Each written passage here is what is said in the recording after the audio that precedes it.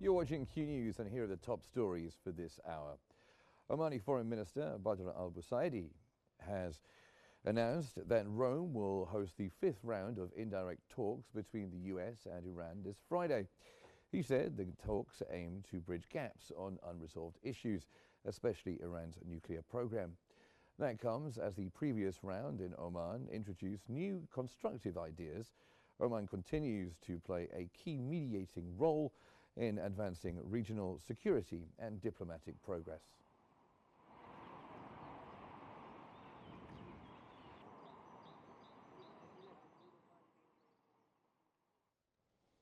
Sirens have sounded in occupied Jerusalem as a missile launch from Yemen was intercepted by Israel's air defense systems.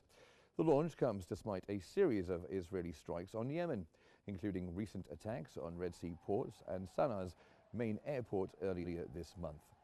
Though the Houthis have not claimed responsibility for today's missile, they have repeatedly fired toward Israel in what they call support for Palestinians in Gaza.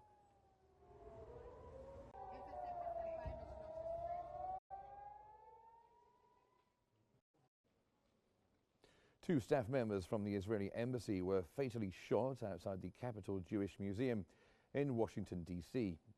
The incident took place near the intersection of 3rd and F Streets, close to both an FBI field office and the U.S. Attorney's office. Authorities quickly staffed the area, redirecting traffic and deploying a heavy police presence.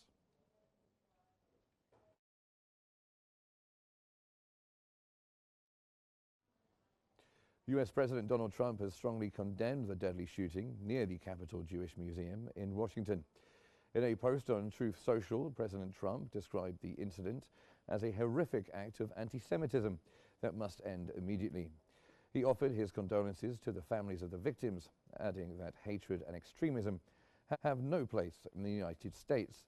Trump expressed deep sorrow over the attack and called for unity in confronting such violence.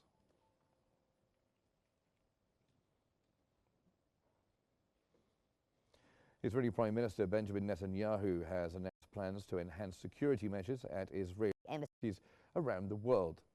Netanyahu expressed shock over the incident near the Jewish Museum in Washington, describing the attack as a horrific anti-Semitic murder.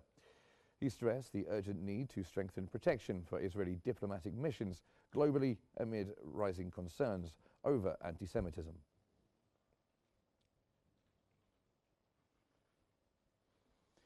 The United Nations has confirmed that much of the humanitarian aid delivered to Gaza remains undistributed due to unsafe conditions on the ground.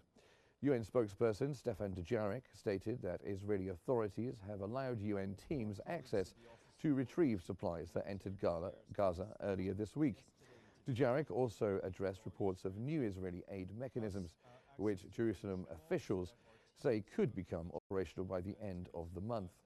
He emphasized that the UN is committed to distributing aid strictly according to its own humanitarian principles, regardless of changes to the delivery system. Products or fuel have not been allowed in by the Israeli authorities into Kerem Shalom. So far, this is as The Palestinian death toll from Israeli attacks in the Gaza Strip has reached 53,762, with 122,197 others injured. In the past 24 hours alone, Israeli strikes have killed at least 107 people and injured 247.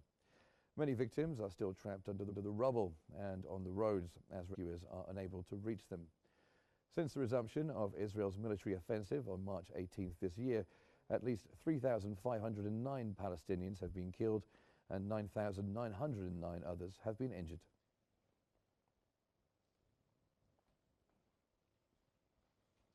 Israeli occupation forces have detained 25 Palestinians from various areas of the occupied West Bank. According to the Palestinian Prisoner Society, among those arrested were several individuals previously released in the recent detainee exchange deal. The number of Palestinian political prisoners has sharply increased in recent years, with figures rising from 5,250 in October 2023 to almost 10,000 by April this year. According to the Palestinian Commission of Detainees and Ex-Detainees Affairs, Israel has detained approximately 1 million Palestinians since 1967. around 20% of the Palestinian population.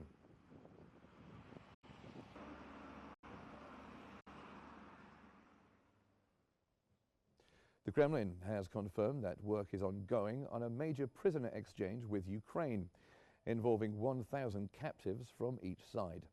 Kremlin spokesperson Dmitry Peskov described the effort as labor-intensive, but emphasized that all parties are working swiftly to complete the deal. The swap was agreed during landmark talks in Istanbul last week, the first direct negotiations between Russia and Ukraine since 2022.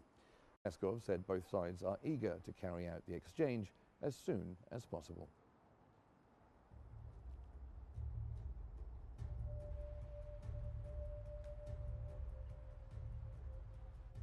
And that's our top stories for this hour. Thanks for watching and stay tuned for more updates on Q News.